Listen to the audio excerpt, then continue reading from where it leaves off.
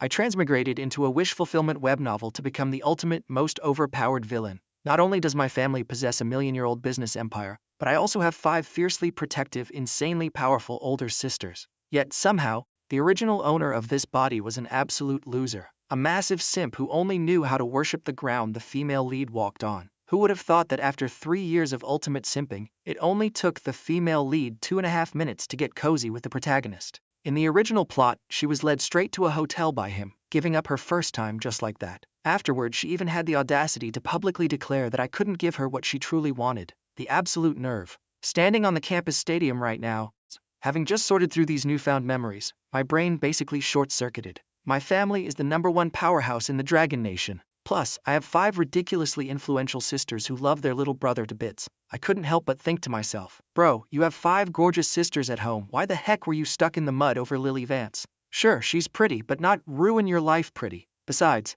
I know for a fact that in the original story, not only were the 5 sisters great to the original owner, but there was also a villainess, Scarlet Sterling, who was secretly head over heels in love with him. After accepting the reality of my transmigration, I couldn't help but laugh out loud. In my past life, I was a corporate wage slave. It took me half my life just to afford a car, a house, and a girlfriend, and just because I was distracted by a work call, I got yeeted into the afterlife by a concrete mixer, sending my soul straight here. I quickly mapped out my future master plan. Stay far, far away from the brain-dead female lead and the Gary Stu protagonist, quietly build my wealth, and enjoy life to the fullest with the villainous Scarlet. From a bottom-tier societal worker, I had suddenly spawned right at the finish line in Rome. But first things first, I had to deal with the Lily Vance problem. Getting my bearings, I stood on the very stage the original owner had set up to confess his love to Lily. Right on cue, Lily bluntly rejected me, just as she always did.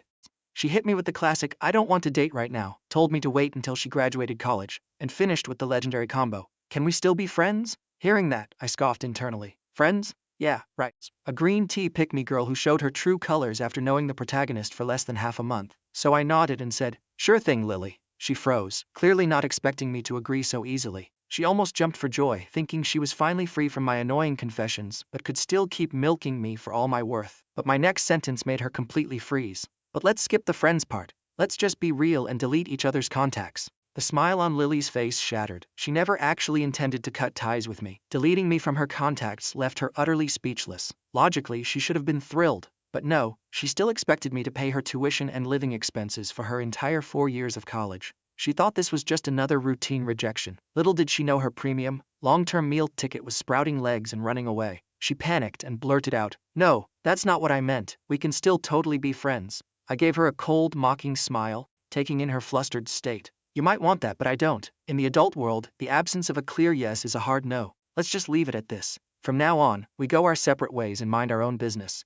With that, I turned on my heel to leave. Seeing that I was actually walking away, Lily panicked hard. "What do you mean no clear yes is a no? You're too impatient. If you confess next time, I definitely won't say yes." But seeing me keep walking without missing a beat, she anxiously blurted, "Wait, what about my tuition and living expenses?" Even knowing that female leads in these wish fulfillment novels are notoriously brain-dead, her sheer shamelessness was still jaw-dropping. I stopped and looked at her in absolute disbelief. At that moment, I truly felt the pain of the original owner. Simping for 3 years and getting absolutely nowhere with Lily. His brain was definitely wired wrong. What left me even more speechless were the melon-eating bystanders. They were actually taking her side.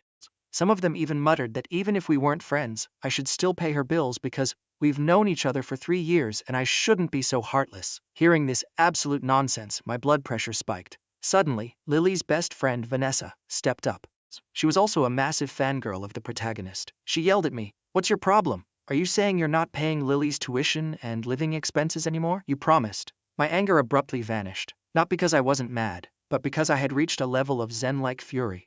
I knew arguing with these NPCs was a waste of breath. I replied coldly, "She and I are strangers now. Why the hell should I pay for her? Is it my legal obligation? If you guys care so much, why don't you pay for her? There are so many of you here. Everyone chipping in a few bucks should be enough, right? Don't tell me you guys don't even have a few spare dollars?" Vanessa panicked. "You were the one who promised. How can you go back on your word?" "I don't care, you owe Lily. You have to pay today. If you don't want to pay, you still have to pay." I clenched my fists, letting out a freezing scoff. "All right then, let me ask Lily a quick question. Over the past 3 years, how many gifts have I given you? Just the designer bags alone are worth hundreds of thousands, not to mention the jewelry and cold hard cash. I didn't want to make a fuss, but can we look at it this way? I gave you those things to court you. Since you're rejecting me, hand them all back. They don't belong to you anymore. The moment those words dropped, Lily's face drained of color. She never expected me to play this card. The crowd was equally stunned. They couldn't believe I had dropped hundreds of thousands on designer bags alone for her. To ordinary college students, that was a staggering, astronomical figure.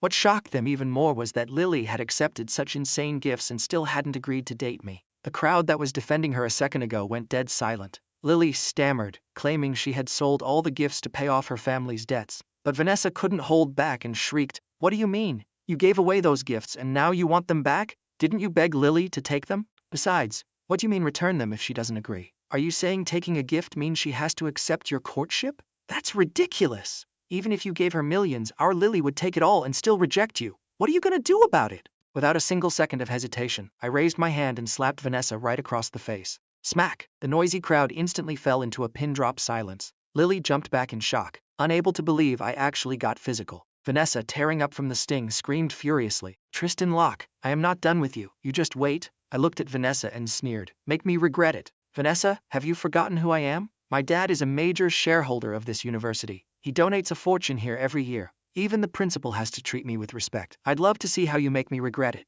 Those words hit Vanessa and Lily like a freight train.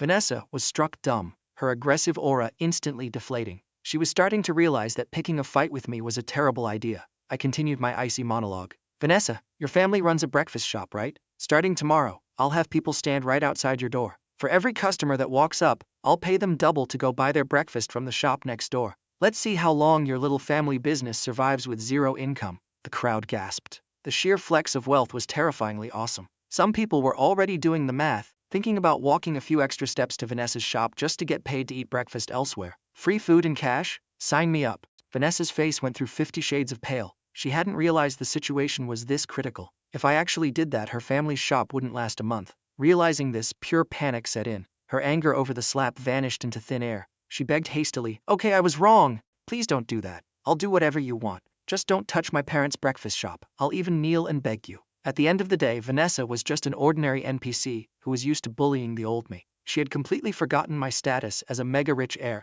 I didn't answer her. I just stared her down coldly. At this point, Lily stepped up with a righteous warning. "Enough. I'm warning you, Tristan. If you hurt Vanessa, I will never speak to you again for the rest of my life. And I won't let you bring me breakfast anymore either." If this were the original owner, he would have been terrified by that threat. But a new soul was steering this ship now. Hearing that, I practically laughed out loud. "Fantastic. That's basically a buy one get one free deal." Seeing me so cheerful, Lily was bewildered. "Are you crazy? Did you not hear me? I said I'll cut all contact with you. If you keep this up, I will literally ignore you for the rest of my life. Got it? The rest of my life." I waved my hand impatiently. "No need to yell. My hearing works fine. Make sure you keep that promise, all right? I fully support you never looking for me again for the rest of your life." With that, I calmly glanced at Vanessa and prepared to walk away, completely dismissing her existence. Vanessa panicked completely. "Tristan, don't go. You're not actually going to ruin my parents' shop, right? You can't do this. I'm begging you, I was wrong." She thought Lily could force me to back down, but she didn't expect me to be so ruthlessly decisive. In her desperation, she lunged forward and hugged my leg. I stared down at Vanessa, clinging to me like a barnacle.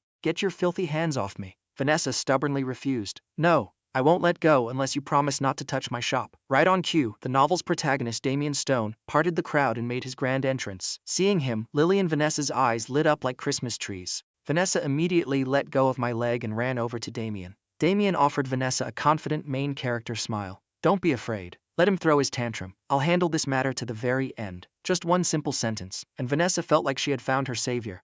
She looked at Damien with starry-eyed worship. "You're amazing, Damien. I'm counting on you." She then turned back to glare at me, smirking. "So what if you have money? With Damien here, you're nothing, Tristan." Lily also stepped closer, looking worried. "Damien, do you have a plan? Tristan's family is very rich. Maybe I should go talk to him again." She was acting all concerned that Damien would become my target. But Damien was practically overflowing with confidence. This confidence came courtesy of the system he had just bound to. The system had just issued him a crucial quest: make breakfast. In just a few days, he would reach the level of a master chef, and the breakfast he made would undeniably attract hordes of customers. Plot armor at its finest. As soon as Damien finished his little heroic speech, I walked straight up to him. I calmly asked, "So you're handling Vanessa's problem? Great. Then the money Lily owes me. I assume you'll be paying that off for her too, right?" That one sentence made Vanessa and Lily turn ghost pale. Damien stammered, his confident facade cracking. He awkwardly fumbled for words. He had just gotten the system. His pockets were currently holding more lint than cash. He asked nervously, "What money does Lily owe you? Weren't all those things you gave her completely voluntary?" Deep down, he knew full well that Lily had accepted countless gifts from the original owner, yet the guy hadn't even managed to hold her hand. I smiled brightly. It's true that I gave most of those gifts voluntarily, but Lily actively borrowed money from me a few times. Not much, just a little over 100 grand. Since you're so eager to play the hero for Vanessa, I'm sure you'd be thrilled to help Lily clear her debts, right? Hearing this, Damien couldn't help but look at Lily. Is that true? Lily looked incredibly awkward. She had actually borrowed money from me. At the time, she claimed a relative had been in a car accident and needed emergency funds. I had generously lent it to her, and she assumed I wouldn't care, so she conveniently forgot about it. Hearing the confirmation, Damien suddenly swelled with righteous indignation. It's just a little over 100 grand, right? I'll pay Lily's debt for her. I immediately whipped out a pen and paper and handed it to him. Since you promised to help her, signing an IOU shouldn't be too much to ask, right? Damien looked cornered, but for the sake of his ego in front of the girls, he gritted his teeth and signed it. I stood next to him and tapped the paper. Where's the date? If you don't write down a due date, when exactly are you planning to pay? Are 2 months enough? Vanessa couldn't stand it anymore and shrieked, Tristan, stop being so unreasonable. We're all college students. Where is he supposed to get that much money in 2 months? You're doing this on purpose. I suppressed the strong urge to backhand her again and replied coldly, this money has been owed for over 2 years. I haven't even charged interest. Am I supposed to wait decades for it? An IOU needs a date. I'm already being incredibly generous. Otherwise, pay up right now. Vanessa and Lily shut up instantly, terrified I'd force Damien to empty his empty pockets on the spot.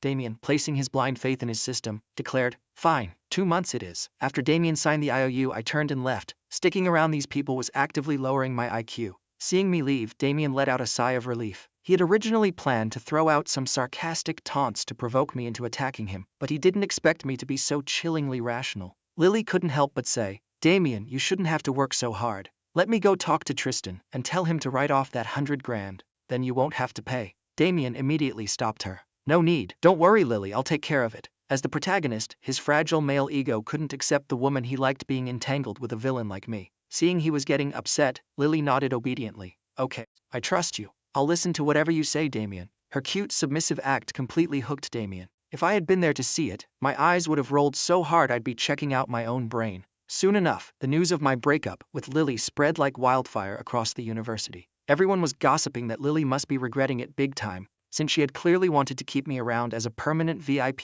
ATM, only for me to brutally cut the cord. Hearing the gossip, Vanessa fiercely fired back. Who says Lily regrets it? Let me tell you, our Lily doesn't regret a single thing. She's thrilled Tristan finally broke up with her. Meanwhile, the entire university had received an open invitation to my party. I had completely rented out the Rose Bar for everyone to party for free. Of course, Damien, Lily, and Vanessa were explicitly uninvited. When the trio heard the news, they grinded their teeth in sheer jealousy, especially Lily. Back when it was her birthday, I had also rented out an entire venue, bought a customized 7-tier cake worth tens of thousands, and gifted her a bespoke designer dress, treating her like absolute royalty. As Lily was walking with Vanessa, her phone buzzed. It was a text from Damien. Lily, are you free tonight? Let me treat you to dinner. Let's go get some fried noodles. Vanessa, reading over her shoulder, squealed. Oh my gosh, Lily, you're so lucky. Damien is taking you out for fried noodles. What are you hesitating for? You'd be an absolute fool not to go.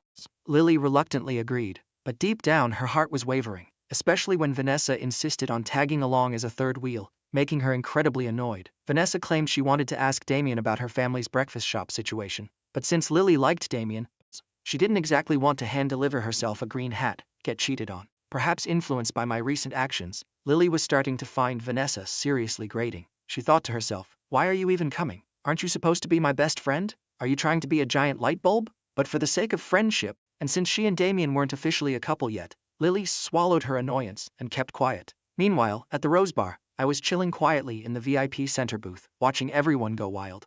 Throwing this party was just me wanting to experience the simple joys of being obscenely wealthy. On the flip side, at a dingy street stall, the blazing heat from the cooking fire was making Lily miserable. The plate of fried noodles in front of her was steaming hot, but in this sweltering summer weather, she had zero appetite. Her hair was sticking to her sweaty forehead. Damien, trying to be attentive, placed a few extra pieces of meat into her bowl and asked gently, is it good? The fried noodles here are top tier. In the past, Lily would have definitely flashed a brilliant smile and said, it's delicious. You have the best taste, Damien. But right now, she just felt like an absolute idiot. Sitting next to a roaring gas stove eating hot noodles in the middle of a heat wave? What kind of twisted romance was this? It didn't help that Vanessa was practically inhaling her food, constantly praising Damien for picking such a great spot. Lily just wanted to roll her eyes into another dimension. As for me, after getting a taste of the Rose Bar atmosphere, I left early. I hopped into my Rolls-Royce Cullinan and headed straight to Heaven on Earth, the most expensive and luxurious restaurant in the heart of the city's commercial district.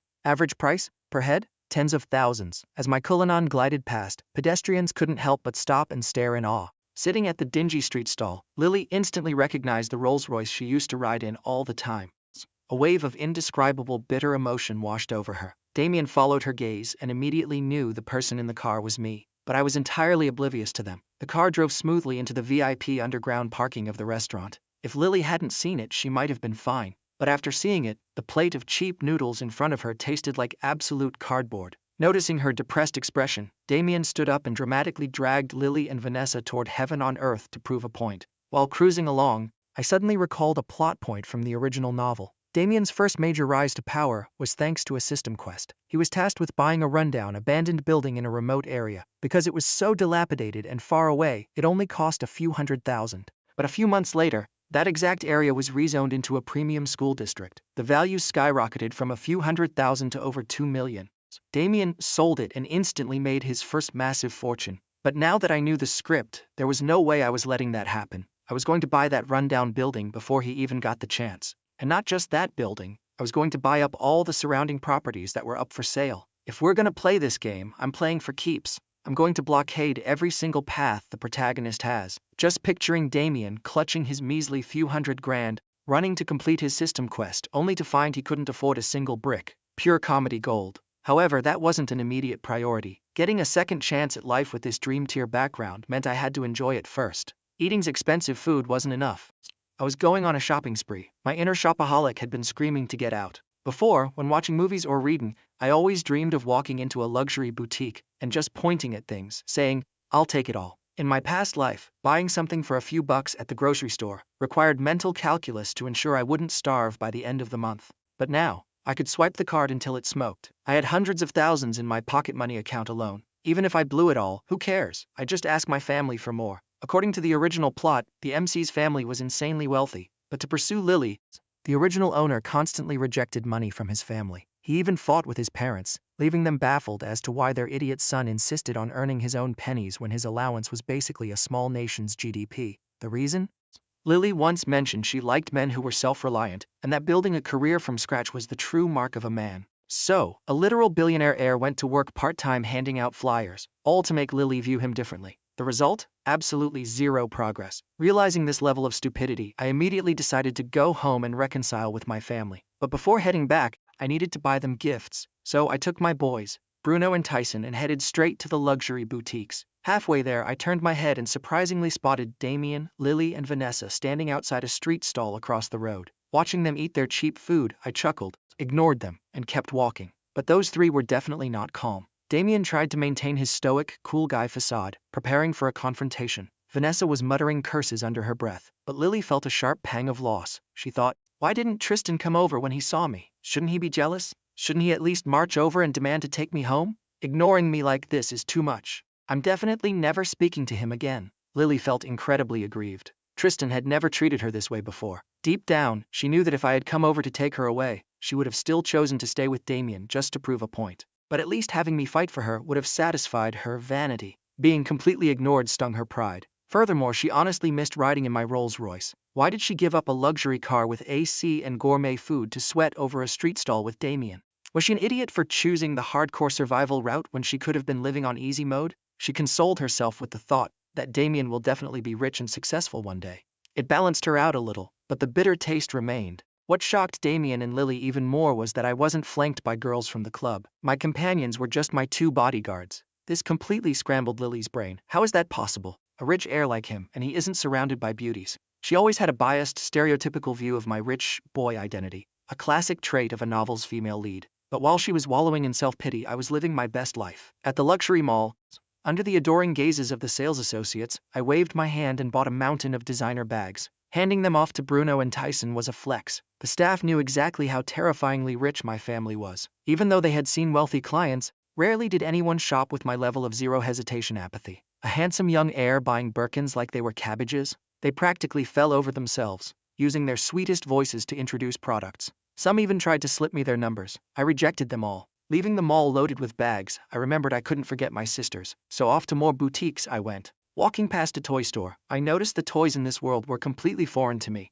yet massively popular. It sparked an idea. Franchises like Transformers or Ultraman would make an absolute killing here. Many legendary movies and shows from my original world didn't seem to exist here either. Realizing this, I saw infinite potential for making money. Suddenly I felt the urge to build an empire. Meanwhile, Lily, Damien and Vanessa had subconsciously followed me. Vanessa kept her bitter expression, still hung up on me threatening her breakfast shop but kept telling herself Damien would fix it. She continued to bootlick Damien. Damien, upholding his protagonist aura, smiled confidently. If this were the original Lily, she would have felt proud of Damien. But right now, Vanessa's constant brown-nosing just annoyed her. She wanted to scream, "You're doing too much, Vanessa." But to save face, Lily just sighed internally, wondering, what is Tristan buying all that stuff for? Right then, Vanessa seemed to read her mind. "Lily, did you see that? Tristan's clearly panicking." Lily was taken aback. "What do you mean?" Even Damien looked curious. Vanessa analyzed confidently. "Think about it, dummy. We saw him buying gifts last night, right? He's buying all those designer bags and bracelets. He's obviously buying apology gifts for you. Have you forgotten how many bags and jewelry pieces he used to shower you with?" Hearing this, a light bulb went off in Lily's head. That's right. Every time Tristan gave her a gift in the past, he also wandered through high-end stores just like this. A sudden thrill of excitement bubbled up inside her. If Tristan really was buying gifts to apologize, she might just forgive him a little. She desperately hoped Vanessa was right. But she quickly realized Damien was standing right next to her. She couldn't let him get jealous, so she hastily put on an act.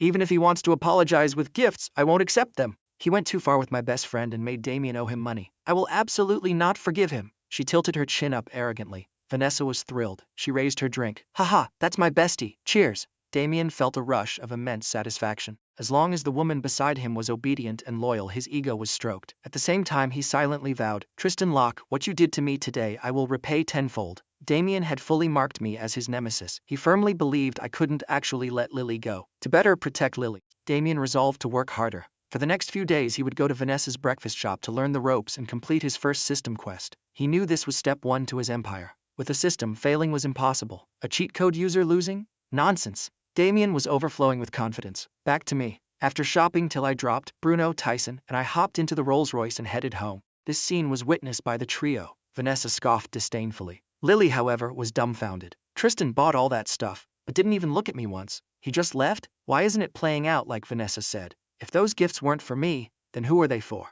Does Tristan like someone else? Did he move on that fast? Lily felt a sudden surge of jealousy and anger, thinking I was being totally unreasonable. Yet, ironically, she added a few points to Damien in her mind. Compared to Damien's loyalty, Tristan was a jerk. Damien was just glad I hadn't come over to cause trouble. It gave him time to gather strength. He knew he just needed a little time to flip the board. Vanessa, predictably, stopped mentioning that the gifts were for Lily. My mood, however, was fantastic. I bought gifts for my 5 sisters and didn't forget my parents. In this run, I decided to fully reconcile with my family. I wasn't going to be a stubborn idiot like the original owner. Honestly, having a shortcut and choosing to walk through thorns is peak stupidity. The original owner was born into wealth but was brainwashed by Lily's self-made man rhetoric. I had suffered enough as a wage slave in my past life. If someone told me I had a billionaire dad, mansions, sports cars, and an empire ready for me, I'd cry tears of joy. I still couldn't fathom why the original owner was so hung up on Lily. The city is full of beautiful women, and with the Locke family's power, couldn't he have his pick of anyone? Walking into the Locke family mansion, I was struck speechless by the sheer opulence. Before I could even say a word, an elegant woman with her hair in a bun rushed out. "My baby Tristan is home. Come here, Mom will peel an apple for you." This was the original owner's mother, Margaret Locke. Despite being nearly 50, she was impeccably maintained and exuded aristocratic grace. I calmly asked, "Mom, where's Dad?"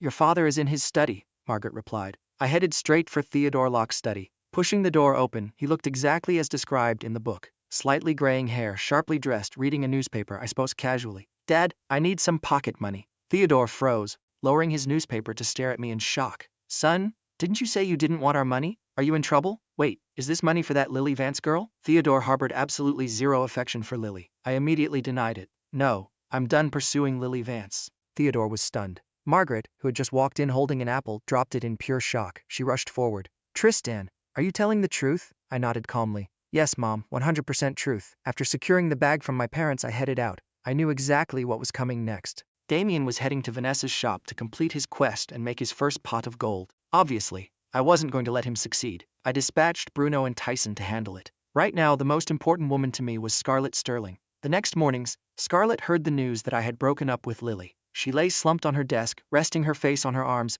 idly spinning a pen. She thought, what is Tristan thinking? Did he really give up on Lily? Does that mean I have a chance? I'm so jealous of Lily, having a great guy like Tristan simping for her for 3 years. In the classroom, Lily sat in a daze. Vanessa consoled her. Lily, don't overthink it. Damien is 100 times better than Tristan. You have his attention, which is all that matters. Tristan isn't pestering you anymore. You should be celebrating. These words helped Lily balance her ego. She thought, that's right. Damien is going to be incredibly successful. But just then the classroom erupted in whispers as I walked in, carrying a piping hot breakfast. Whoa, young Master Locke brought breakfast for Lily again. What's going on? Didn't they say he cut ties with her yesterday? Haha, I knew it. He's simped for her for 3 years, he can't just let go that easily. In the corner, Scarlett saw this and her eyes dimmed with disappointment. She sighed internally. He's still as whipped as ever. She buried her head lower, only her bright eyes peeking out at me. Why isn't a handsome guy like him mine? So annoying, she gritted her teeth. Lily, seeing the scene, couldn't help but smile smugly. Perfect, Tristan hasn't given up on me.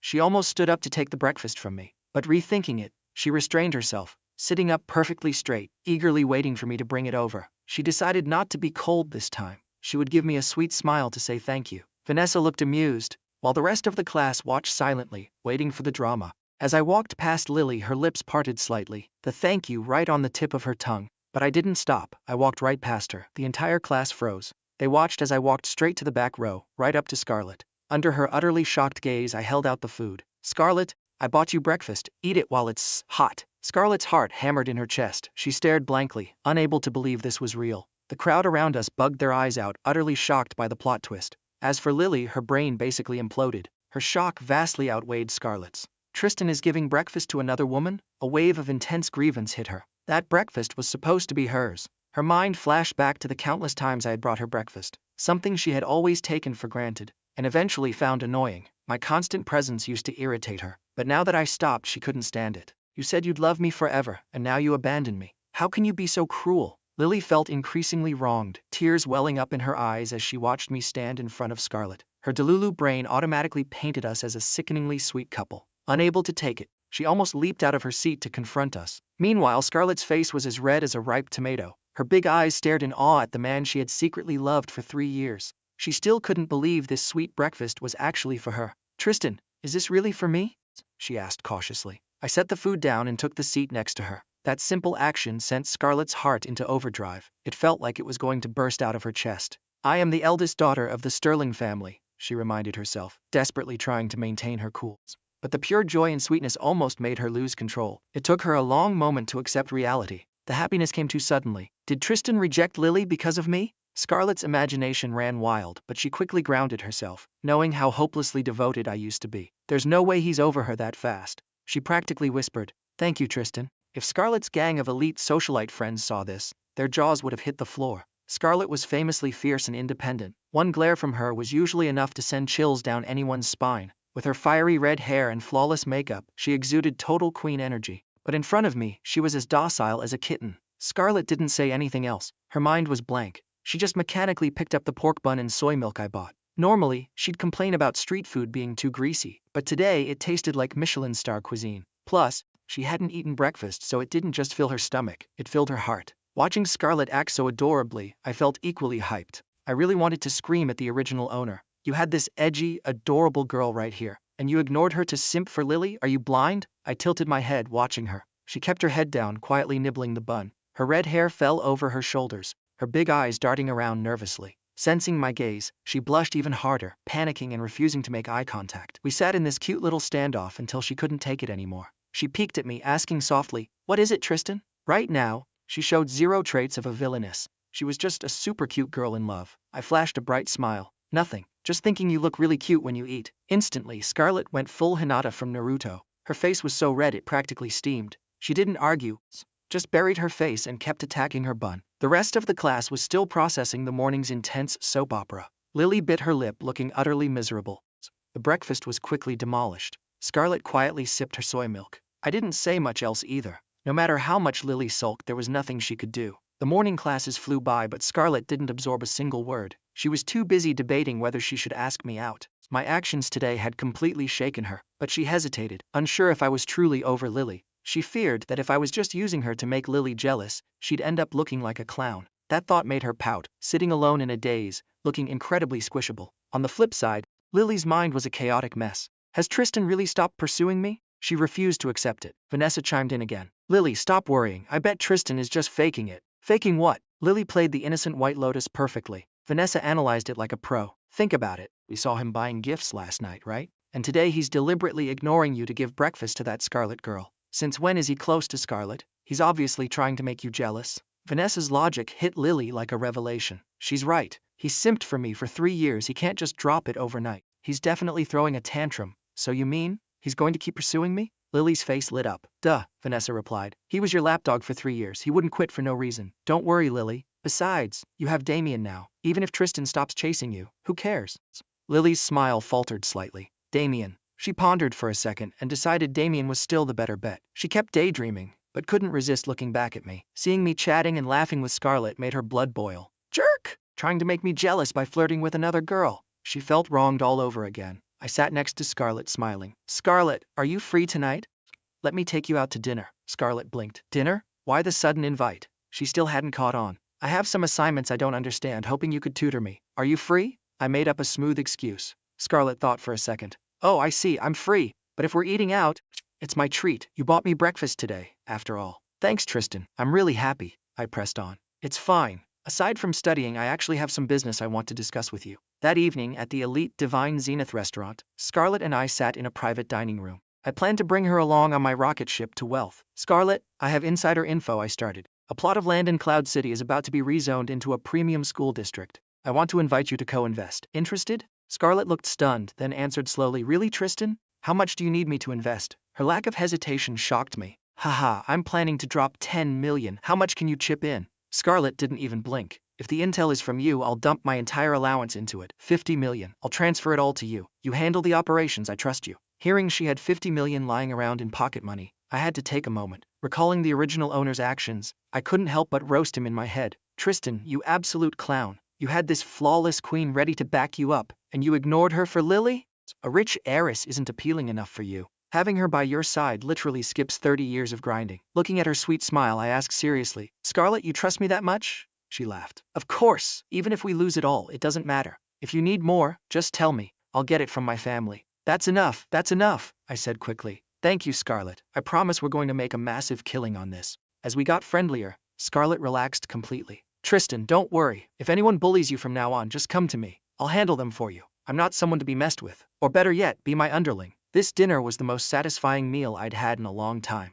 After leaving the hotel, we headed our separate ways. Back home, just as I was about to chill, I got a friend request notification. It was from Lily Vance. I smirked. All right, let's accept it and see what the female lead is plotting. The moment I accepted, her first message popped up. Tristan, what exactly is your relationship with Scarlett? I replied with one word. Friends. Then I tossed my phone aside and went to sleep. On the other end, Lily was losing her mind. Friends? What kind of friends go out to eat at the Divine Zenith? Are you that close? Tristan, answer me. Where are you? She spammed me. Seeing I wasn't replying, she threw her phone in a rage and went to bed. The next morning, I checked my phone. 26 unread messages. I rolled my eyes. Is she psycho? I ignored them all, opened my chat with Scarlett and sent a good morning. Scarlett replied instantly. Good morning, Tristan. P. At the same time, Lily woke up, grabbed her phone, and saw no reply from me. She started thinking she had been too cold to me in the past. After some intense mental gymnastics, she went to the supermarket and bought a pair of black fishnet stockings. She muttered to herself, Tristan Locke, I refuse to believe you won't be tempted. Meanwhile, at Vanessa's breakfast shop, Vanessa flashed a sweet smile, introducing Damien to her family. Mom, Dad, this is Damien, my schoolmate. He's here to help out. Her parents looked bewildered. Help? Help with what? Vanessa stated seriously. With the business, obviously. Damien put on his most righteous face. Uncle, Auntie, I'm very passionate about making breakfast. You just need to teach me, and I guarantee I can help make the most delicious breakfast items. Before the parents could respond, Vanessa's busy brother, Victor, laughed mockingly. Hey buddy, are you serious? Making breakfast might seem simple, but it takes skill. Have you ever studied cooking? No, Damien replied. I haven't even cooked rice before. Victor kept working, tossing over his shoulder. Then absolutely not. Even though our shop is in a bit of a slump, we don't need your help. Vanessa, take your friend and go hang out. Mom, Dad, and I are busy. Damien didn't get mad at Victor's dismissal. He kept his faint smile, the classic, slightly crooked smirk of an arrogant protagonist. Vanessa, unhappy with her brother's tone, yelled, "Victor, what are you saying? Damien is super talented." She then whined to her parents, "Mom, Dad, just teach him. We really need his help right now." Her dad looked confused. "Why do we need his help? The shop isn't facing any major crisis." "What are you talking about?" Her mom was getting impatient. "All right, Vanessa, here's $100. Go take your friend shopping. We're slammed." Vanessa didn't know how to explain. How was she supposed to say, "Hey parents, I caused a massive disaster by pissing off a crazy rich heir who is now paying people double to buy from our competitors, deliberately trying to bankrupt us." She was so stressed she couldn't form a sentence. Her family, blissfully ignorant, kept working. Just then, a customer walked up. "Boss, 2 meat buns, 2 plain buns, and a soy milk." "Coming right up." "That's $5, her dad replied happily. But a voice suddenly echoed from the side. "Hey buddy, I'll give you $10 if you go buy that from the shop next door." The customer froze, instantly on guard. "Why?" The guy answered bluntly. "I've got a beef with this shop. As long as they don't make a dime, I don't care how much money I burn." The whole Vanessa family froze. The customer, feeling like he just won a mini lottery, carefully took the $10 and walked next door. And it wasn't just him. Several other customers arrived and got paid to leave, beaming with joy. One curious customer asked, "Hey man, is this a daily thing?" The guy nodded, grinning widely. "You bet. Rest assured, as long as you don't buy from this shop, you can come to me for cash every day. The amount varies, but I've got plenty of cash to burn." Vanessa's family was paralyzed. They blinked as over a dozen customers turned on their heels, clutching free cash, and walked away. Victor ground his teeth. What kind of scumbag came up with this dirty trick? Is it the bun shop next door? Or the noodle joint across the street? This is way out of line, her dad sneered. Let's see how long they can keep handing out free money. It's basically throwing cash into the street. Are they brain damaged? But Vanessa was currently terrified. She stammered, "Dad, it's not the other shops. It's a rich heir named Tristan Locke. He's insanely wealthy. Burning money like this for a few months or even years means nothing to him." Victor was stunned. "What?" her dad demanded. "Why is this rich heir targeting us?" "Vanessa, what exactly is going on? Explain yourself." Interrogated by her furious father, Vanessa was too scared to speak. Her mom urged anxiously, "Spit it out. What happened?" Victor joined in. "Who did you piss off? Tell us." As Vanessa floundered, Damien, the protagonist, calmly stepped forward, flashing his signature smile. "Uncle, auntie, let me explain. It's really not a big deal." Before he could finish, Victor snapped, "Shut your mouth. Who are you to butt into our family business?" Vanessa, fiercely protective of Damien, shot back, "Victor, watch your mouth. Damien is my friend. If you insult him again, I'm cutting you off." Damien then summarized the event, conveniently leaving out the parts about Lily taking gifts and borrowing money. He twisted it to sound like Vanessa bravely stood up for a friend and accidentally offended an arrogant rich kid. Her family looked sick. Her dad sighed heavily. "Vanessa, if you have nothing better to do, why cause trouble?" Her mom added, "Why provoke someone like that? We're not some powerful family." Victor asked, "So, what do we do now?" Damien opened his mouth to speak, but a cold voice interrupted. "Damien, are you absolutely sure you're telling the truth?" Her dad interrupted the conversation, his face etched with misery as he sighed, internally cursing his troublemaker daughter. What female lead fantasy is she living in? How can a normal girl fight a mega-rich heir? If they knew that I actually did nothing wrong and Vanessa was entirely to blame, they'd probably want to beat her to a pulp. These past few days, Vanessa's mom had been so stressed she almost fainted. The impact on their family was catastrophic. Normal people simply can't survive this level of financial warfare. At the university, the breakfast shop incident became legendary gossip. "Did you hear? Tristan Locke is destroying Vanessa's breakfast shop. It even made the local news. I went there 2 days ago and made $60 just for existing. Why didn't you tell me? I want free money too." More and more people lined up, all opting to take the cash and skip Vanessa's shop. Her parents watched in agony as crowds took my money and bought breakfast from their competitors. The biggest insult was when people came by, not to buy food, but to say, "Hey, your shop is awesome. Thanks to you guys, I made a few $100. Her dad resorted to begging, "Please sir, buy a breakfast to help me out. We haven't had a customer in days. I can't take this anymore. We'll go bankrupt at this rate." Vanessa looked like a nervous wreck, too scared to speak for days, terrified her parents would actually hit her. Damien's confidence morphed into anxiety. He thought this was his golden ticket to rise up, but I completely derailed it with a single brutal financial move. He hadn't figured out a counter-strategy yet, but he quickly calmed down, thinking he just needed someone famous to endorse his food. Damien was overly confident in his cooking skills. However, since he was still a nobody without connections, he thought of asking Lily for help. Surely her beauty would draw a crowd. He excitedly texted her, "Lily, are you free? Can you do me a favor?" In class, Lily was a bit confused but listened to the context. She understood the situation and felt I was being too cruel to her best friend. Plus, seeing me get close to Scarlett a few days ago already had her irritated. She decided to intervene. Damien thought to himself, Tristan, I refuse to believe you don't care about Lily anymore. Suddenly his phone buzzed. Lily's reply, no problem, leave it to me. I'll handle it. Damien was thrilled, until his brain processed the word handle. Wait, is she going to talk to Tristan? No, absolutely not. He frantically spammed her with messages to stop her, but Lily ignored them. After class, she changed into a JK uniform skirt and the black fishnet stockings she bought, strutting across campus. She was an absolute head-turner, leaving the fanboys drooling. Wow, she's gorgeous. That's the campus belle, Lily Vance.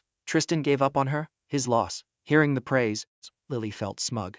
Tristan, I don't believe you can resist me looking like this. Just then she spotted me leaning against a railing ahead, looking effortlessly cool, like I was waiting for someone. Lily's heart skipped a beat. He's still so handsome, just as good-looking as Damien, if not more. She was about to walk over when a roaring engine shattered the peace. A fiery red supercar drifted to a halt right in front of me. The crowd gasped as a stunning redhead stepped out, her long legs instantly stealing the spotlight. The whispers started again. Is that Tristan's new girlfriend? Rich kids really have it all. She's top tier. She's easily on par with Lily Vance. Hearing this, Lily felt her soul leave her body. The redhead was Scarlett Sterling. Lily couldn't believe her eyes. Scarlett walked right up to me, and I smiled. To everyone else, we looked like the ultimate power couple. Lily's competitive spirit flared up. Am I really losing to her? Tristan must be faking it. She felt a bit guilty toward Damien, but couldn't help herself. She rationalized it. I'm only doing this to help Damien negotiate with Tristan to spare Vanessa's family. Armed with this noble excuse, Lily gathered her courage and walked over. She assumed I bought the supercar for Scarlett. She didn't know who Scarlett was and assumed she was just an ordinary girl. But when I dated Lily, I only gave her gifts worth a few $100,000. I had just met Scarlett and was already buying her a supercar. It was entirely unfair. Her jealousy spiked, feeling like I didn't truly love her. As she approached, she caught the tail end of our conversation. Tristan?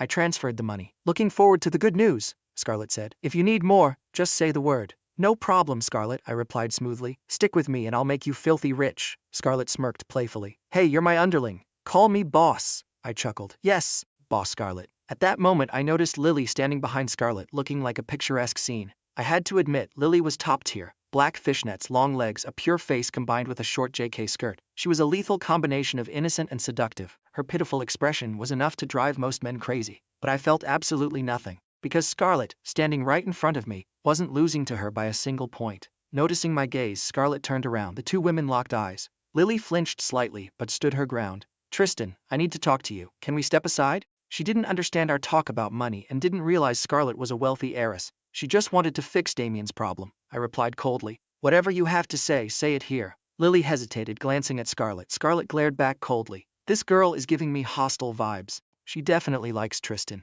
Does Tristan like her back? Scarlett's mind raced, but refusing to lose dominance, she stood tall. Tristan, Lily started, about Vanessa's family's breakfast shop. I apologize on her behalf. Can you please let them off the hook? Just do it for me? Scarlett looked confused. Breakfast shop? Which shop? I replied flatly. No, Lily, she started it. Did you forget how arrogant she was that day? Demanding I pay your bills, telling me I had to pay whether I wanted to or not. Does a simple sorry fix that? Lily grew anxious. But I'm apologizing for her. Isn't that enough? She felt incredibly wronged. Scarlett rolled her eyes internally. What is wrong with this girl? Is she brain damaged? I scoffed. If apologies actually worked, what do we need the police for? But honestly, I had vented enough. Vanessa was a minor NPC. She wouldn't affect the grand scheme anyway. Seeing Lily acting so pitiful, I got a new idea. Right then, Lily gritted her teeth and made a massive sacrifice. Fine.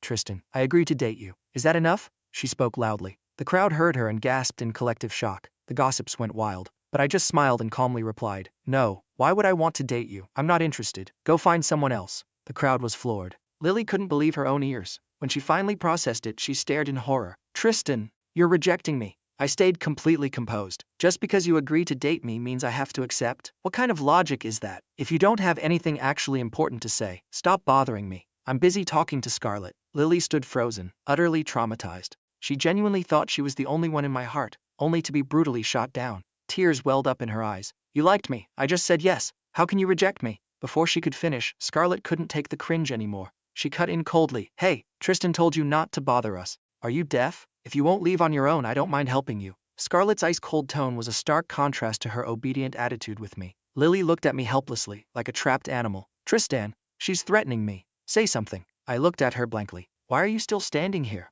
Didn't you hear what Scarlett said? Scarlett was secretly thrilled. He really is over her. Just as I turned back to Scarlett, Lily gritted her teeth. Fine, what exactly do I have to do for you to spare Vanessa's family? I found this amusing. I stepped closer and whispered, "Tell Damien Stone to get on his knees and apologize to me. Do that, and I'll let them go." Lily panicked. This was the first time she felt genuine, suffocating pressure from me. Trembling, she whispered, "Oh, okay, I'll try talking to Damien. You better keep your promise." I turned and walked away with Scarlett. Lily stared at my back, wanting to call out, but she couldn't find her voice. Somewhere deep down, my status had completely eclipsed Damien's. Back at the breakfast shop, Damien was anxiously waiting for Lily's news. The thought of the woman he loved talking to me made him feel like he was wearing a giant green hat. Suddenly, his phone buzzed. He rushed to open it, expecting good news, ready to smile, but reading the text, his face turned to stone. "Damien, could you please kneel and apologize to Tristan? If you do, he'll let Vanessa's family go. He promised me. Can you help?" Lily used the most submissive, desperate tone possible, but those words made Damien see red.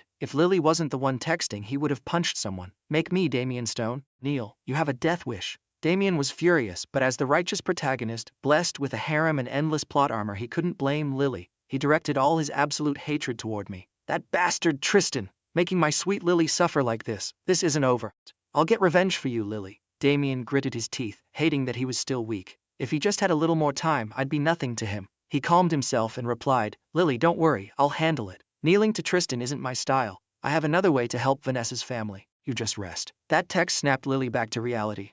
She had already left the campus gates and was hiding in a corner reading his message. She suddenly jolted. "What am I doing? Why did I even think about making Damien kneel to Tristan? Could it be he's really not as good as Tristan?" She opened my contact and sent a text. "Tristan, I'm asking one last time. Are you going to let Vanessa's family go or not? If you keep this up, Damien won't let you off." Reading that, I actually laughed out loud. Is she delusional? How is Damien supposed to rise up now? I decided to tell Scarlett about the breakfast shop drama. Scarlett laughed. "Tristan, this is hilarious. Why didn't you invite me to watch?" She blushed slightly, looking at me. "Tristan, do you really not have any feelings left for Lily?" I looked at her affectionately. "Not a single drop. A woman like that isn't worth a second of my time." Scarlett beamed. "Exactly.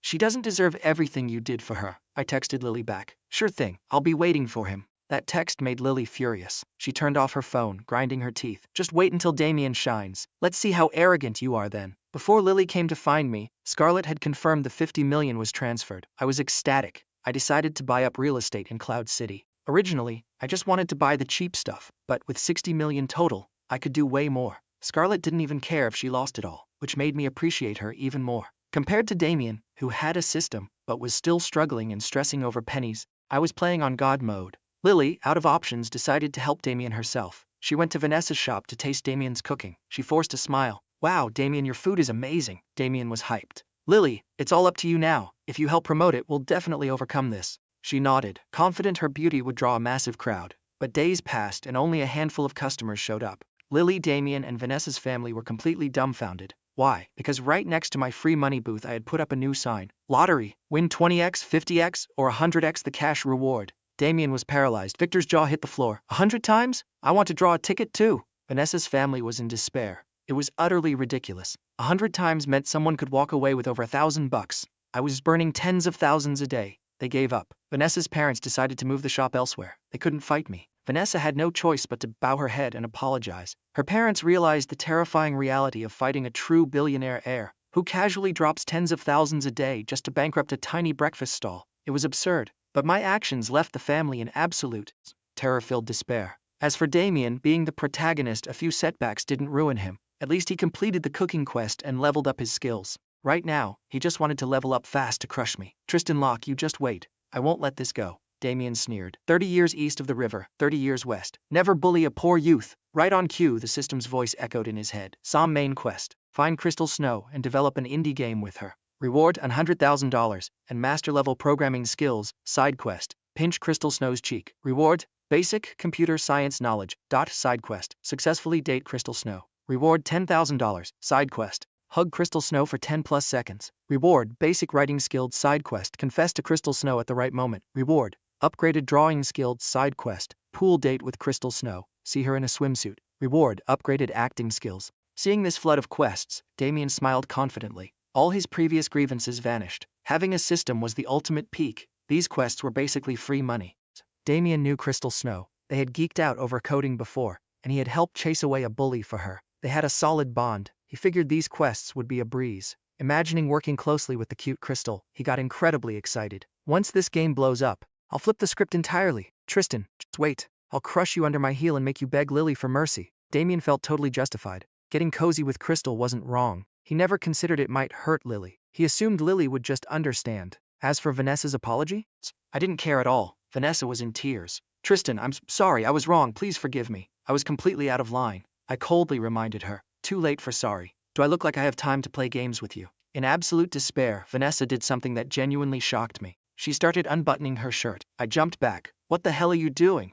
Crying, she begged. Tristan, I'll give myself to you. Just please let my family go. I quickly stopped her. Stop acting. You think I want what you're offering? Where's all that arrogance from the other day? Weren't you demanding I pay for Lily's entire life? I purposely rubbed salt in the wound. Vanessa hung her head. I'm sorry. I was stupid. You didn't owe Lily anything. You treated her so well and she didn't appreciate it. I'm sorry. Those words broke Vanessa entirely. Seeing her crying on her knees put me in a great mood. I decided to stop messing with her and let her off the hook. Vanessa pulled her shirt back up, looking stunned. She really thought she was undesirable. She assumed a rich kid like me was a total pervert, yet I acted like a perfect gentleman. It completely shattered her worldview. Subconsciously, she even developed a tiny crush on me. Walking home, she wasn't thinking about Damien. She was thinking about me. Why didn't he want me? Am I not pretty enough? Lost in thought, she suddenly stopped. She saw two people walking shoulder to shoulder ahead. It was Damien and Crystal Snow. In the original story, Vanessa would have happily run up and greeted them. She might have been a tiny bit jealous, but she would never blame Damien.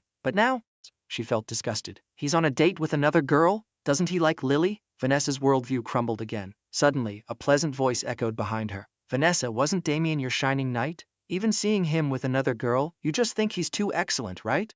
Vanessa jumped. She finally realized how twisted it was. I only ever loved one person, or so she thought, while Damien flirted with Lily and was now openly dating someone else. Even if they hadn't done anything explicit, walking intimately in a park late at night was crossing a line. What about Lily? Vanessa was furious. Damien was totally in the wrong. If Lily found out, what would happen? After a moment's hesitation, impulsively she took a picture and sent it to Lily. Lily, look at this. Damien is strolling with another girl. Vanessa knew they basically acted like a couple. Damien always said he loved his sweet Lily. The shock came when Lily replied almost instantly. So what? Damien is so amazing, it's normal for other girls to be around him. It's fine. But that jerk dared to sneak out with someone else. Just wait till I deal with him. Seeing that reply, Vanessa was utterly speechless. Lily, are you not mad? Her mental state collapsed.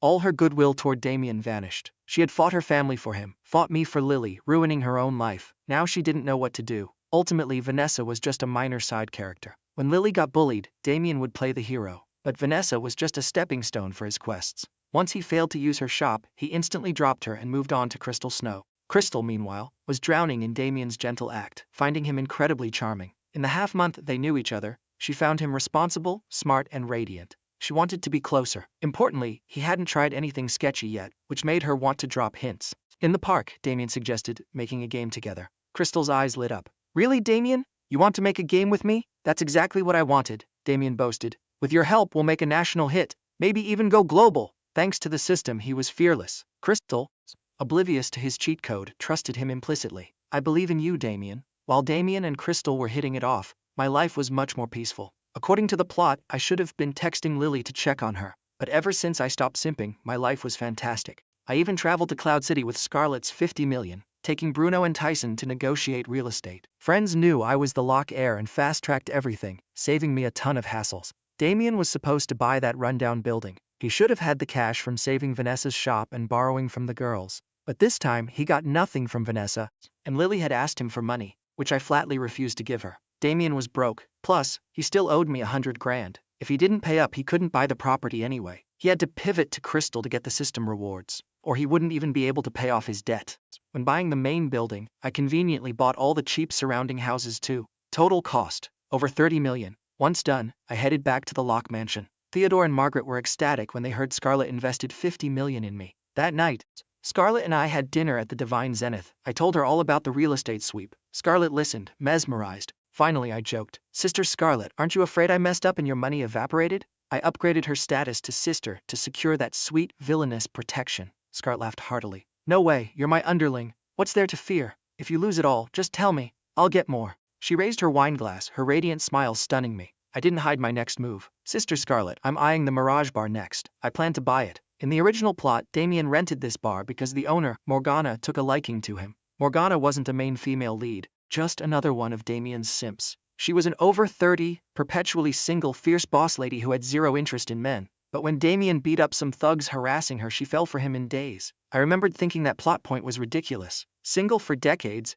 falls in love in 3 days? Talk about a slap in the face to logic. Female leads and side characters were all completely brain dead for the protagonist. But whatever, I just wanted to buy the bar to cut off Damien's easy money route. Scarlett supported me 100%. Go for it, if you run out of cash, I've got you covered. Her generosity genuinely moved me.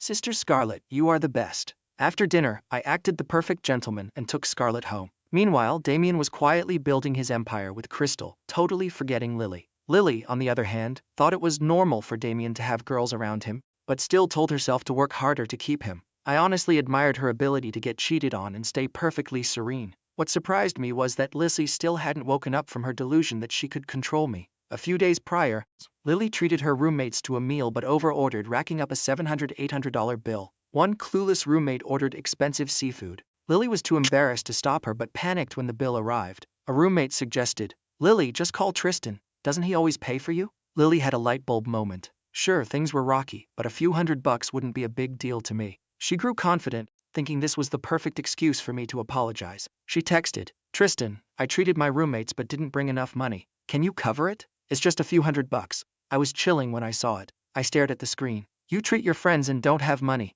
and that's my problem. I tossed the phone aside, ignoring her. Lily went from smug to anxious. "Tristan, did you see this?" She sent more, no reply. Her roommates didn't help. She finally called, only to hear, "Sorry, the number you have dialed is busy." Lily was stunned. I blocked her. She had to beg Vanessa for a loan. Vanessa's attitude had changed, but she still lent it. Leaving the restaurant, Lily complained, "Tristan is so petty, won't even help with a few $100. Vanessa muttered, "You think he actually likes Scarlett now?" Lily noticed Vanessa acting weird but just grumbled and dropped it. Next up, buying the Mirage Bar. Located near the university, it wasn't huge but business was booming. Morgana, the gorgeous owner, drew a crowd. She had some tough guys backing her, so rarely anyone caused trouble. In the original story, some drunk outsiders made a mess. Damien stepped in, punched them out, and Morgana was smitten. But to Damien, she was just another notch on his belt. Fading from the story soon after, Morgana ended up renting the bar to him, letting him make a fortune. I was here to kill that storyline. Without his system's predetermined path, Damien was going to struggle. Walking into the Mirage Bar, I immediately spotted the woman with wavy black hair at the counter. She dressed hot, drawing countless stares. "Used to it," she said coldly without looking up. "Welcome." When she finally looked up and saw me, she frowned. I looked familiar. A bartender whispered, "Boss Morgana, I think that's the rich kid, Tristan Locke." Morgana remembered. She had heard of me, the stubborn rich kid who simped for a girl for years. Being a self-made woman who worked her way up from waitressing since her teens, she despised spoiled brats who relied on their parents. She assumed I was a playboy treating women like toys. She even felt a bit bad for Lily, assuming I'd just use her and dump her. She figured I had endless women, much like Vanessa used to think. Neither of them realized that in the original novel, Damien was the actual human bulldozer, conquering every girl in sight. That's exactly why I couldn't be bothered with these brain-damaged female leads. I smiled at her. "One cocktail, please," Morgana replied coldly. "Sorry, we're out." "Okay, a cold beer then." Still not looking at me. "Out of that too." I raised an eyebrow. "Then what do you have? Tap water? You want somes?" I was speechless, going to a bar and being offered tap water. "What's your problem?" I asked. "Did I offend you somehow?" Morgana finally looked up, sneering. "Does a rich heir like you really need to drink at my tiny bar? Spit it out. What do you want?" She had an empty bottle ready to smash over my head if I said anything out of line. She didn't care about the Locke family. She wasn't easily bullied. Any man who hit on her usually met a tragic end. I stayed completely calm. "I actually think drinking here is great. The decor is nice, it's quiet, just my style. Heard the boss makes killer cocktails, so I wanted to try. But if you have nothing, I'll leave." Morgana froze. "Wait, this rich kid isn't here to harass me?" She realized I came alone. Not exactly the setup for causing trouble. Suddenly she felt like she was being totally unreasonable. Flustered, she stammered. "Wait, you really just came for a drink?" Her icy exterior melted, revealing a flustered, slightly embarrassed side. I held back a laugh. Obviously, who goes to a bar for tap water? Morgana caught the tease but didn't get mad. She smiled awkwardly. "Oh, sorry, my mistake. Young Master Locke, right? Please sit. I'll mix a cocktail for you myself. Don't take it personally." She suddenly felt I was different from the scummy rich kids she'd met. She eagerly seated me. I looked around. Many people had recognized me. Soon, Morgana slid a pale blue cocktail toward me. I took a sip. Delicious. The boss's skills are top-notch. Morgana felt a surge of pride. He really did just come to drink. Her impression of me quietly shifted. Even though I was marked as the villain, she wasn't about to fall in love instantly. Suddenly the bar doors were kicked open. A group of drunk, rowdy men stumbled in. A guy with a blonde mohawk yelled, "Boss lady, get us cold beers." Morgana frowned. She didn't hate customers, but drunks were trouble. She turned to get the beers, but Mohawk suddenly grabbed her wrist. "Damn, your hands are soft. Come party with me tonight. Gorgeous. I got cash." Morgana snatched her hand back, furious. But before she could explode, I grabbed a beer bottle, walked over, and smashed it directly over Mohawk's head. Crash! The crowd, originally just watching the drama, looked on with wicked satisfaction. They weren't worried about me. They pitied the thugs. These idiots really messed with Tristan Locke. They are so dead. The whole bar whispered, assuming I did it to protect Morgana. Morgana thought the same. Since I hadn't done anything creepy to her, she didn't believe I was just there for a drink anymore. Seeing me teach these punks a lesson for her, the way she looked at me changed. She wanted to see how I'd handle it. Bruno and Tyson immediately rushed in, unleashing a flurry of punches that left the thugs bruised and battered. I ordered coldly, "Throw them far away. Don't let them ruin the boss's business." I knew if Damien was here, Morgana would have said, "Thank you, little brother. I don't know how to repay you." Damien would play the gentleman, ask for a drink, and Morgana would be hooked, inviting him to a dark corner booth. In the novel, she even took off her heels and played footsie with him under the table. Right now, Morgana bit her red lips and said softly, "Thank you, young Master Locke. Drinks are on me tonight to show my gratitude." Knowing this was the perfect opening for business, I replied, "No need for the free drinks. I'm actually here to discuss a business deal with you." Morgana's smile vanished. She knew I wasn't simple. Her guard went up instantly. "A deal? What kind of deal?" I didn't beat around the bush. "I want to buy this bar. What do you say?" Morgana was stunned. She loved her bar, but she loved money more. If she got a massive payout, she could retire peacefully. Years of running the bar had exhausted her, but nobody had ever offered to buy the bar. They usually tried to buy her. "Oh, really?" she asked cautiously. "How much is young Master Locke offering?" If I lowballed her, she'd flip the table. My next words blew her mind. 10 million. Those two words left Morgana speechless. The hostility in her eyes evaporated, replaced by intense friendliness. She never expected the heavens to drop a massive pie right into her lap. 10 million was astronomically higher than the bar's actual value. If this went through, she'd be a multi-millionaire overnight. Plus, I had just helped her without demanding anything. She was already grateful. Now I was giving her the deal of a lifetime. But Morgana wasn't completely blinded by greed. She reeled in her smile. 10 million? Are you joking? This bar isn't worth anywhere near that. You definitely have other conditions, right? I nodded seriously. Yes, I do have one other condition. Morgana instantly thought, aha, I knew it. He wants me, doesn't he? Good thing she didn't say it out loud, or I would have just walked out. What condition? She asked. I kept a straight face. The condition is, for 1 full year after this transaction, only you are allowed to use this money. You cannot lend it out or invest it. Deal? Morgana stared at me, bewildered. She was overjoyed. That's it? I nodded. This completely severed Damien's route to making money off this bar. The chances of him finding another bar were basically zero since the system specifically pointed him here. Let's sign the contract. I snapped my fingers.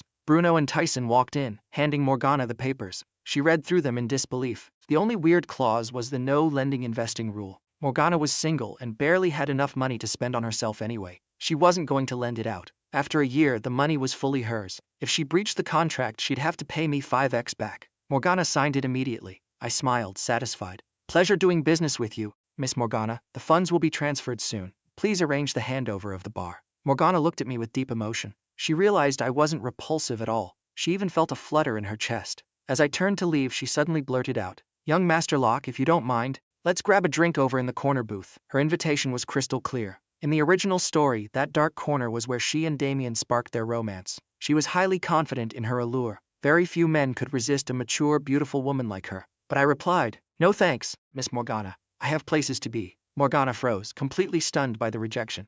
She stood completely still until I walked out the door without looking back. She felt a flash of anger. What is with this guy? Am I completely unattractive to him? She remembered how defensive she was when I first walked in, assuming I was a creep. Turns out, I had absolutely zero interest in her. The embarrassment stung, and her eyes got a little red. It was the first time she had been so blatantly ignored. She swore to herself she'd win back her pride. As for me, I left the bar totally chill, not giving Morgana a second thought. Buying the bar was just one step in suppressing the protagonist. There was a lot more to do. Damien's system was wildly overpowered. Giving him endless opportunities meant he only needed to succeed once to become a tycoon. My next target, Crystal Snow. I knew she and Damien were currently developing the indie game that would make him a fortune. I couldn't let him have that either. Damien wasn't backing down. As the protagonist, he was plotting his epic comeback. "Tristan, just wait," he muttered with determination. "I will surpass you soon." His system quickly issued a new quest, related to the Mirage bar I had just bought. Damien grinned, knowing the system made success a guarantee.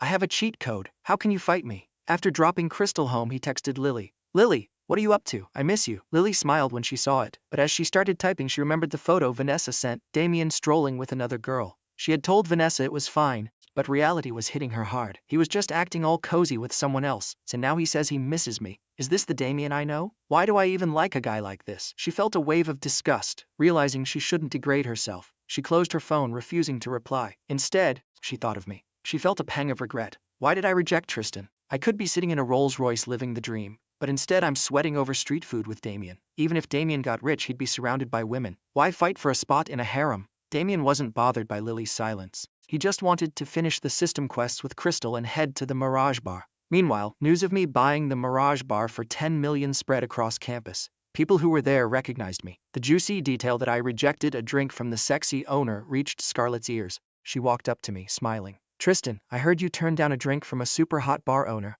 I kept a straight face. Yeah, what about it, Scarlett? Scarlett acted nonchalant. Nothing much. But inside she was doing cartwheels. I chuckled. Why? Do you want to buy me a drink? Scarlett blushed. Can I? I played along. Of course. Tonight it's my treat. Let's celebrate the new bar. Scarlett instantly perked up. What do you mean your treat? You're my underling. The boss pays. Tell me what you want to eat. It's on me. I sighed, shifting gears. Sister Scarlett, the 10 million for the bar was your money. Let me treat you just this once. Scarlett crossed her arms, feigning anger. No way. I'm here, you're not paying a dime. I'm the big sister. Are you implying I can't afford it? Her fake pout was incredibly cute. I couldn't help but stare, noticing her cheeks flush. I laughed, giving in. All right. I'll listen to you, Sister Scarlett. Scarlett flashed a brilliant smile and suddenly reached out to ruffle my hair. Good boy. Just follow me, I won't let you suffer. She looked overjoyed. It felt like we had leveled up our relationship. Back to Lily. She was an emotional wreck. She remembered everything I did for her and wondered what I was doing right now. When she heard I bought the Mirage Bar for 10 million, she was shocked. Could it be? He did it for me? Because everything I used to do revolved around her, she eagerly anticipated my next grand gesture. She refused to believe I was really over her, assuming Scarlett and I were just putting on a show. She was drowning in regret, suddenly realizing I was a total catch. Rich, handsome, and devoted. Any other girl would have locked me down ages ago. At the Mirage Bar, Morgana was still stewing over my rejection. Standing in front of a mirror, she questioned her own appeal. Despite being 30, she was stunning. This only made her more curious about me. She concluded, I must be a pure rich kid, uncorrupted by typical playboy habits. A few days later, Damien finished his tasks and headed to the Mirage Bar to do his system quest. On the way, he heard I dropped 10 million on the place. He couldn't believe it. He must have been seduced by the boss. He assumed I wouldn't waste money for nothing. Since he held a massive grudge against me, he walked into the bar determined to save Morgana from my clutches. Seeing Morgana, Damien's eyes lit up. The system knows how to pick 'em. He flashed his trademark protagonist smile. One cocktail, please. Normally, this smile worked wonders, but Morgana barely glanced at him. She mixed the drink and said flatly, that'll be 35 bucks, thanks. She felt absolutely zero emotion. Her mind was completely occupied with figuring me out. Damien was stunned. Wait, shouldn't this be easier with the system? Not giving up, he sat down. Aren't you going to offer me a drink on the house, gorgeous? Morgana instantly snapped. Offer you a drink? Are you crazy? Do I know you? Pay for your drink or get out. Damien was bewildered. This wasn't how it worked with Crystal, Lily, or Vanessa. Why was Morgana so hostile? Assuming she was still the owner, he thought I hadn't fully acquired the bar yet. He assumed my 10 million offer included buying Morgana herself, which she obviously rejected. Damien decided to bust out his ultimate move. 30,000 a month to rent the place. He smiled brightly. Wait, beautiful, hear me out. You'll want to buy me that drink once I'm done. Morgana lost whatever patience she had left. She glared at him. Did you hear me? Get the hell out, or I'm calling security. She had no time for a guy who couldn't even afford a $35 cocktail trying to hustle her. Damien panicked and dropped the act. Look, I have a business proposal. Rent me the bar for a month and I guarantee I'll double your profits. He was confident she couldn't resist, but Morgana just thought he was mentally ill. Rent her bar to a total stranger? She flagged down her bouncers. Two massive guys approached to drag Damien out. Hey, what are you doing? Damien yelled. Don't you trust me? I promise I'll. Damien struggled, managing to knock back the two bouncers. He straightened his jacket, thinking he looked pretty badass. But Morgana just viewed him as a public nuisance. Right at that moment, she spotted me walking in. Young Master Locke, she called out, surprised. Are you here to take over the bar? The bar was technically already mine, but she wanted to stay and run it for a bit longer. Damien whipped around, his eyes shooting daggers at me. He was convinced I was threatening her. As a righteous protagonist, he decided to enact justice. He lunged at me, aiming a kick, but before his foot even got close, Tyson intercepted and launched him backward. I calmly looked at Damien on the floor, then asked Morgana, So boss, feeling a bit attached to the place? Before she could answer, Damien scrambled up and charged me again. I stood perfectly still, watching him faceplant. I didn't even flinch. I turned back to Morgana. Well, do you miss it? Morgana smiled warmly. Of course, you paid a premium. I am completely on board. Thank you so much, you're literally my savior. Her respectful attitude left Damien absolutely flabbergasted. He almost coughed up blood. What? Isn't Morgana supposed to be part of my harem? System, what's going on? Am I getting cucked? Heartbroken. Damien glared at me, chatting happily with Morgana. Unable to take it, he yelled, Morgana, don't be afraid. I'll protect you. Morgana looked at him like he had two heads. Afraid? Why would I be afraid of young Master Locke? Damien ignored her and glared at me. Tristan, if you have a problem, come at me. Leave Morgana alone. He felt incredibly heroic. But to Morgana he just looked like an absolute clown. Are you not being blackmailed by him? Damien asked, shocked. Morgana looked at him with pure disdain. Blackmail? He just gave me 10 million for the bar. I can't thank him enough. You're the one causing trouble. She turned to me, voice softening. Young Master Locke, do you know this guy? I replied lazily. Yeah, goes to my school. We've got some beef. Damien realized the situation was going south and prepared to bolt. But right then a girl with long black hair walked in. It was Lily Vance. Everyone froze. She was clearly there to see what the deal was with the bar, secretly hoping I had prepared a romantic surprise for her. She was stunned to see me and Damien in the same room. I felt nothing, but Damien was overjoyed, thinking Lily was his backup. He walked toward her, reaching for her hand while glaring at me to provoke me, but Lily smoothly dodged his hand. Damien froze, his face a mask of utter confusion. Lily, what's wrong? She replied coldly. We aren't that close, Damien. That sentence struck Damien like lightning. He turned to stone. Watching this play out, I chuckled and said to Morgana, Miss Morgana, if you want to keep running the place, go ahead. I'll pay you a salary. Hearing this, Lily was stunned and her face fell with disappointment. Suddenly, the unexpected happened. Lily stepped forward and reached out to hold my hand, but I smoothly dodged her, too. Just then, a fiery red supercar roared up to the entrance. A redhead with an aura of absolute dominance stepped out, leaving everyone in awe. Tristan is on another level, another top-tier beauty. I saw Scarlet and smiled. This was the ultimate slap in the face for Damien. All his hopes were crushed. The scene was straight out of a sitcom. Damien tried to hold Lily's hand and got dodged. Lily tried to hold my hand and got dodged. Then Scarlet showed up. Damien stared at Scarlet, drooling slightly. Despite the flash car, she was just as stunning as Lily and Crystal. Lily, furious at seeing me with yet another gorgeous girl, yelled, Tristan, you say you like me, but you're flirting with other girls. You're disgusting. Damien, fueled by jealousy and his hero complex, decided to try his luck again. He approached Scarlet with his signature smile. Hello, I'm Damien Stone. Can I get to know you? Bam! Before he could finish, Bruno rushed forward and punched Damien into next week. I gave the signal, and Bruno and Tyson proceeded to beat him to a pulp until he couldn't even twitch. Scarlet looked at Damien with pure disgust. You're polluting his bar. I was furious too. This Gary Stu had the audacity to hit on Scarlet right in front of me. Lily, watching the whole thing, lost her mind. This guy just tried to hold my hand and now he's hitting on another girl right in front of me? Absolutely vile. She finally saw Damien for what he was and couldn't believe she had ever simped for a guy like that. Morgana watched the beatdown and severely downgraded her opinion of Damien. Where does his overconfidence even come from? She lost all interest in him, regardless of his potential. Damien tried to hype himself up. I have a system. I'm supposed to save beauties from villains. He genuinely believed he was the good guy. I just wanted to make sure Scarlet didn't get scammed. Both Lily and Morgana completely cut Damien off in their minds, but seeing me leave hand in hand with Scarlet, both women felt a complex mix of emotions. Does Tristan actually love Scarlet? Lily wondered bitterly. That redhead gets way more attention from him than I do, Morgana thought with a sigh. Damien, seeing an opening, tried to launch a surprise spinning kick to clear the crowd. He jumped up but landed looking like a messy, bruised disaster. He told himself these trials were just the heavens testing him, swearing to fight me to the end. But my complete apathy toward him drove him insane. He was coughing up metaphorical blood. Morgana shouted, "Throw this trash out! What a mess!" She was utterly disgusted. Damien had completely lost face and whatever was left of his protagonist aura. The next day, the incident at the Mirage Bar was the hottest gossip on campus. Everyone knew Damien from the software department got brutally beaten by my guys. This made my reputation tank even further, especially with Crystal Snow and Ariel Fisher, two of Damien's future harem members. They had a huge crush on Damien and thought only he was worthy of them. To them, I was just a disgusting rich villain who used money to buy women. So shallow. Both Crystal and Ariel were furious about the beatdown. They visited him in the hospital and vowed to make me pay. Crystal, the white-haired lowly tech genius, was currently helping Damien code his game. She was a bit arrogant but acted like a docile kitten around him. Ariel Fisher was a girl Damien had helped start a craft shop. Thanks to his brilliant, system-fed ideas, her shop was booming. She was a rare tomboy goddess in the architecture department, known for her fiery temper. In the hospital, Damien looked pathetic, but his two lackeys, Chad and Kyle, rushed in. Chad was a coward, but Kyle was demanding blood. Damien told them to chill. He had a plan. He decided to pivot and focus on Crystal, Ariel, and his other system roots to secure his comeback. Damien fully believed he was the chosen Long Aocean OP protagonist. He thought I was just some local rich kid,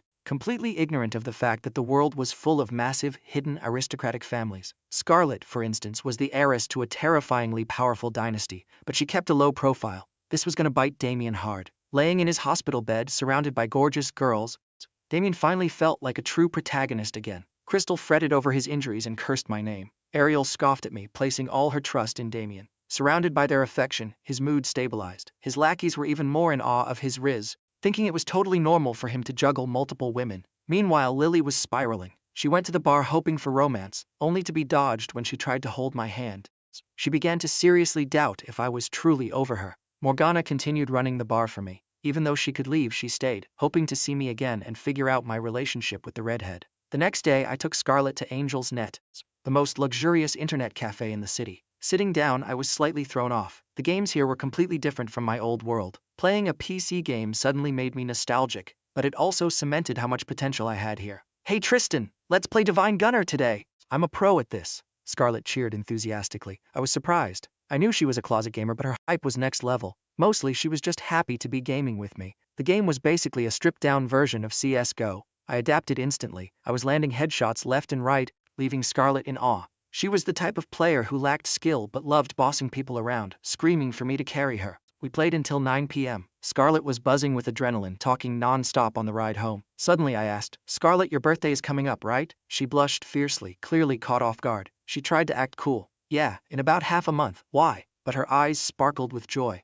I just wanted to confirm the timeline. Just checking, I smiled, secretly plotting a massive surprise for her. A girl this awesome deserved the best. Back home, Scarlet flopped onto her bed, giddy with excitement. After 3 years of secret pining, she finally saw a sliver of hope. But her phone buzzed. A text from Marcus. Hey Scarlet, birthday's coming up. I'm flying to Cloud City to see you. Be a good girl and wait for me. Don't be shy, I'm your future boyfriend. We'll have lots of fun. Wear those black stockings I like. Scarlet's face went ice cold. Screw off.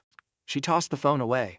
Even though the Sterling family was stronger than Marcus's family, they needed some resources from them, so she couldn't completely burn the bridge. The text ruined her mood, but seeing my name pinned at the top of her chat list brought her smile back. She decided to deal with Marcus when the time came. I actually knew about Marcus. In the original plot, he showed up at her birthday to cause a minor scene. To me, he was a total non-threat, just a stepping stone for my grand plan. But I had forgotten something important. Lily Vance had signed a 3-year unconditional contract with me. I needed her to work as a promoter for the bar. Sitting on the couch, my mind drifted to another one of Damien's girls, Chloe. She lived in my neighborhood. In the novel, she helped Damien rise up, but I couldn't understand how a mega-rich heiress like her was won over by a literal street pancake. Meanwhile, Lily was sitting on her bed, replaying the moment I dodged her hand. She felt so wronged. Does he really not like me anymore? Suddenly, her phone lit up. A text from me. Her face instantly glowed. Lily, are you free right now? I need to see you for some business. Her eyes sparkled. He needs to see me. He definitely wants to apologize, or ask to get back together. I knew it. He couldn't just give up on me. She considered ignoring me to punish me, but panicked, fearing I might actually walk away for good if she pushed too hard. She quickly replied, Of course I'm free, Tristan. Come over, I'll wait downstairs. Sending the text, she cheered internally. Yes, Tristan is finally coming back to me. I have to cherish him this time. She grabbed her makeup bag, determined to look flawless. Even if it was just outside her dorm, she wanted to look perfect. She even dug out her black fishnet stockings. Seeing her suddenly so energetic, her roommates were curious. Lily, are you going to visit Damien, wearing black stockings too? Lily instantly snapped back. Damien?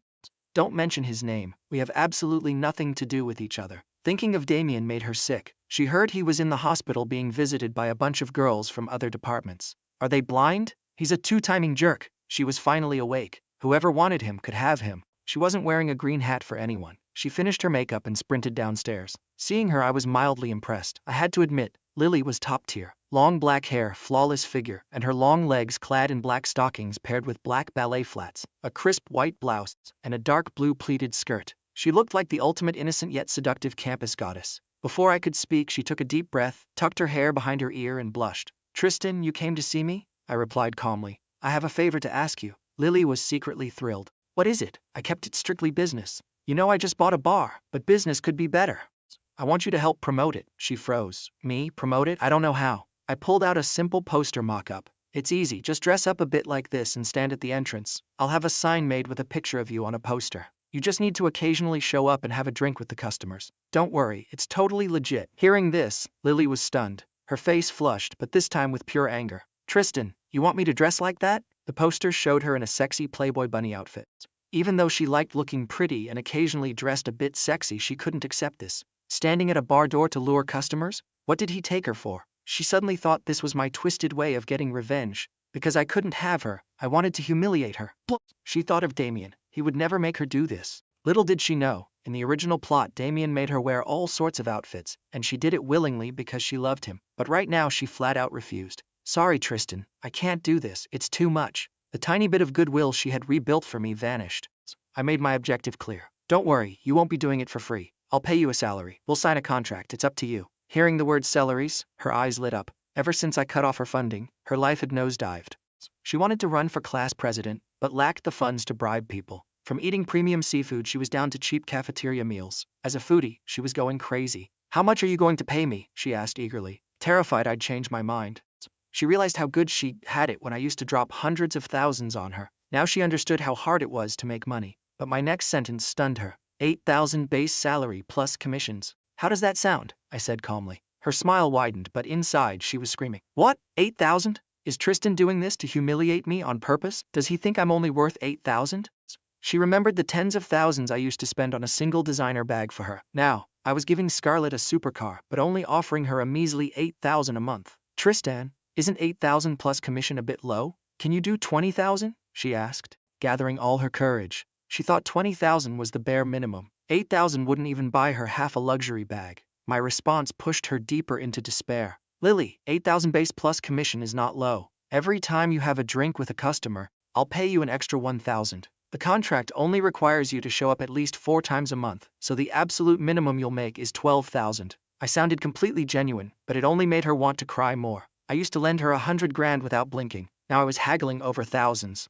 The contrast was unbearable. But she didn't dare get mad. She knew if she threw a tantrum I'd cut her out of my life completely. Can I think about it? She asked softly. Of course, I replied casually. Text me when you decide. My absolute indifference broke her heart. From a potential billionaire's wife, she was reduced to an 8,000 a month employee. She felt so pathetic. Full of grievance, she went back to her dorm. Unable to hold it in, she complained to her roommates. To her shock, her roommates' eyes lit up like lasers. Are you serious, Lily? Young Master Locke is offering 8,000 base salary just to dress up and promote. Ask him if he's hiring more. I want in, a cute short-haired girl yelled excitedly. Add me to the 8,000 base plus commission list. Another chimed in. That's amazing, Lily. You're only a freshman and you found a job paying over 10K. My brother graduated 3 years ago and only makes 6,000. Yeah, said another. My sister has been working for 7 years and just hit 8,000. Once you're in the real world, you realize how hard it is to make money. Lily, who had intended to vent, was met with pure envy. She was left with a giant question mark over her head.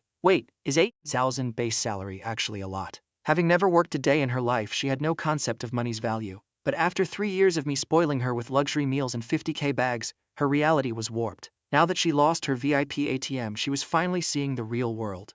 This actually balanced out her feelings. She realized I wasn't treating her terribly. 8,000 was good. Plus, working under Tristan meant more contact. Who knows, maybe she could win me back. Feeling optimistic, she texted. Okay, I agree. Let's sign the contract. I received the text and didn't feel much. It saved me the hassle of finding someone else. But the news that Lily Vance was going to work at the Mirage Bar in a bunny suit quickly reached Damien's ears. He went absolutely ballistic. What? Lily is working at Tristan's bar? In a bunny suit? No, absolutely not. Tristan, you're dead meat. Damien was furious. To him, Lily wearing a bunny suit for other men was no different than giving him a massive green hat. He was convinced I was using dirty tricks or blackmail to force her into this. He felt a burning need to play the savior. Despite his unhealed wounds, Damien forcibly discharged himself from the hospital. Meanwhile, after finalizing things with Lily and checking in with Scarlett, I began plotting against another female lead, Veronica Frost. She was a young CEO and one of the board members of the university. In the original plot, her car gets a flat tire and Damien conveniently passes by and fixes it for her,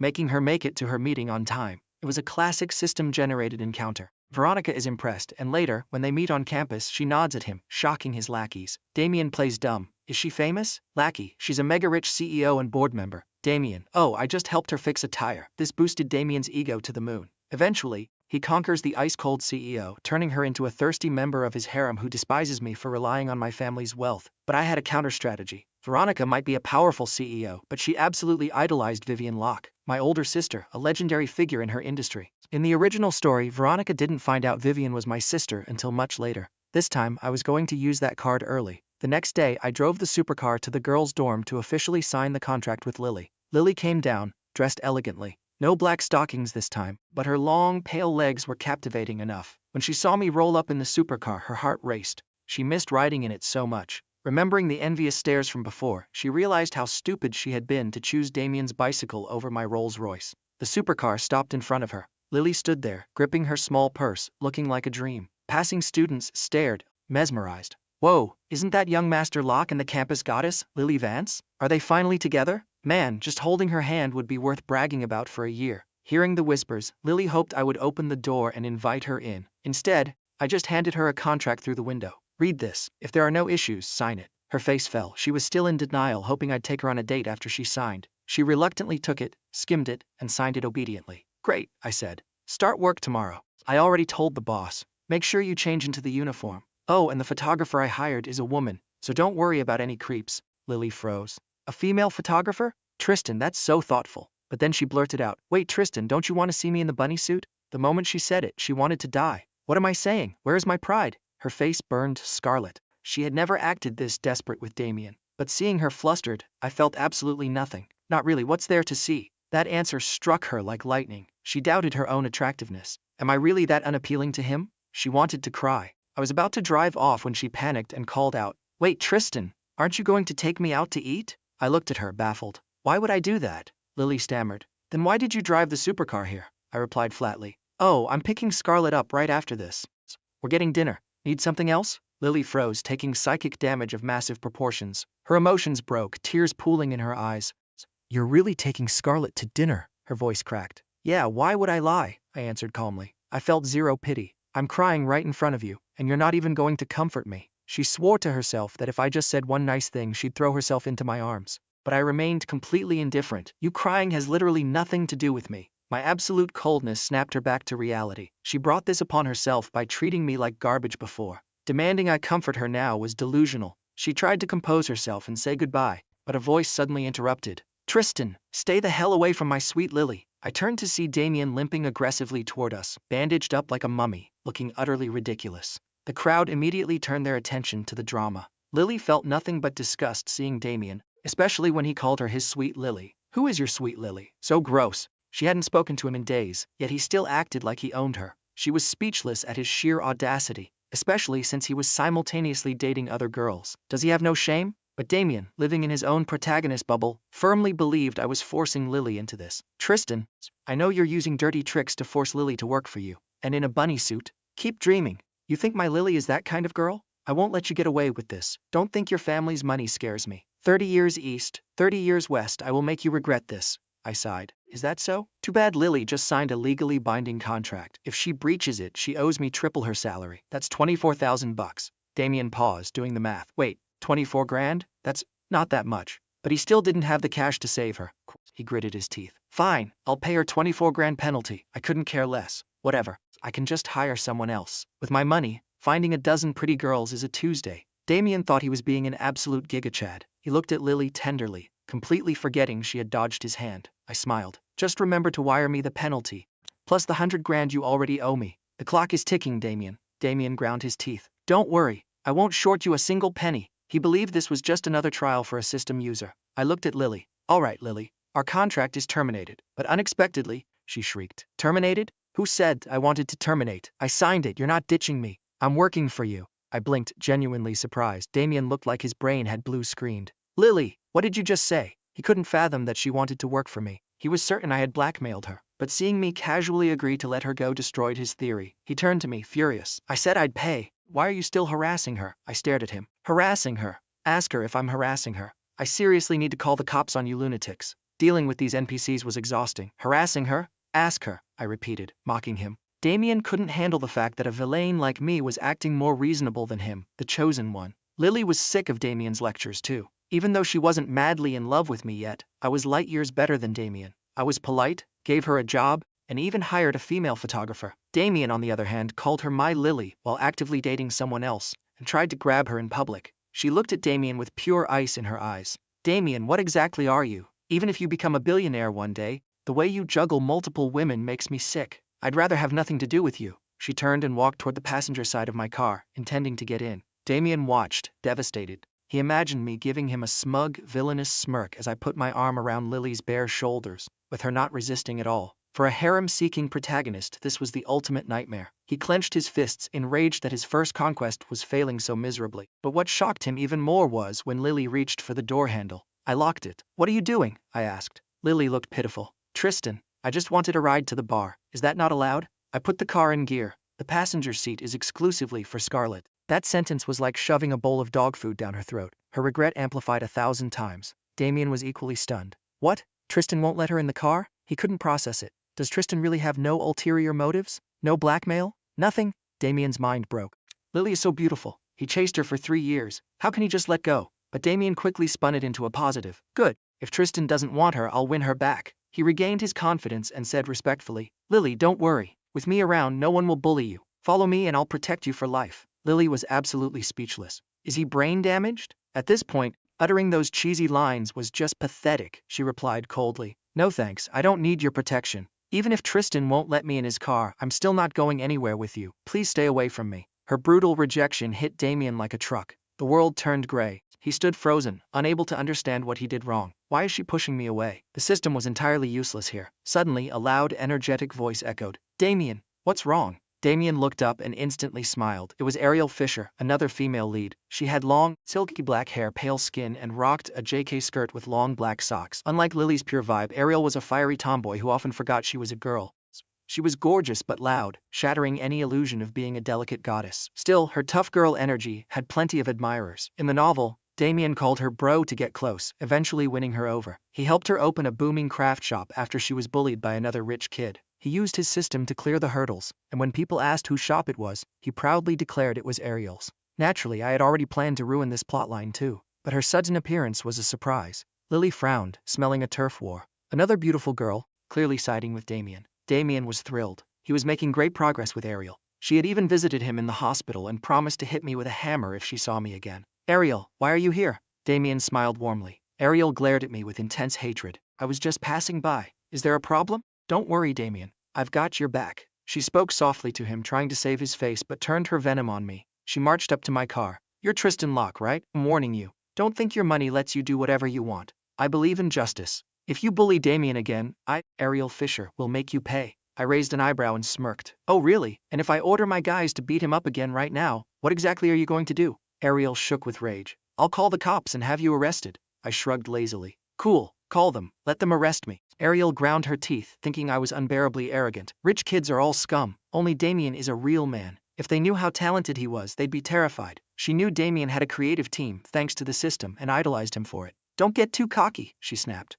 I don't care what rich family you're from, I'm not afraid of you, I chuckled. Don't be so sure. Who knows, we might be doing business together soon. Hearing this, Lily panicked. Wait, is Tristan interested in this girl now? She couldn't handle the thought. She remembered offering to wear the bunny suit for him and getting rejected. Damien panicked too. Crap! I can't let Ariel talk to Tristan. He stepped between us. Ariel, don't waste your breath on this guy. Don't worry, Tristan, I'll pay that money. We're done here, Ariel. Let's go. But Damien overestimated his own riz. He grabbed Ariel's hand and then reached out his other hand to grab Lily. Lily, come with me, he said softly. Trust me, I'll protect you. I had zero interest in Damien's pathetic attempt at a harem scene. I just wanted to go eat with Scarlett. I rolled up the window and stepped on the gas, leaving them in the dust. Ariel stared after my car, unable to believe a rich heir just blatantly rejected a girl as pretty as Lily. She questioned her own eyesight. After I left, Damien smiled brightly. Lily, don't be mad at me. If I did something wrong, I'm sorry, okay? We used to be so good together. Even if I haven't made my fortune yet, just stay by my side. I promise I'll make a ton of money. He tried to salvage the situation, but Lily only felt violently ill, holding Ariel's hand with his right, trying to pull her with his left. Unless she was clinically insane, there was no way she was agreeing to be his side piece. Damien didn't realize that his little stunt also shocked Ariel. Seeing him invite Lily while holding her hand, Ariel looked down at her hand trapped in his and suddenly felt deeply uncomfortable. Her mind was a mess. She didn't know what she was doing anymore. Lily didn't even want to waste breath on him. Speaking to him felt degrading. She turned around and marched it away. Lily, where are you going? Damien called out, his eyes full of reluctance.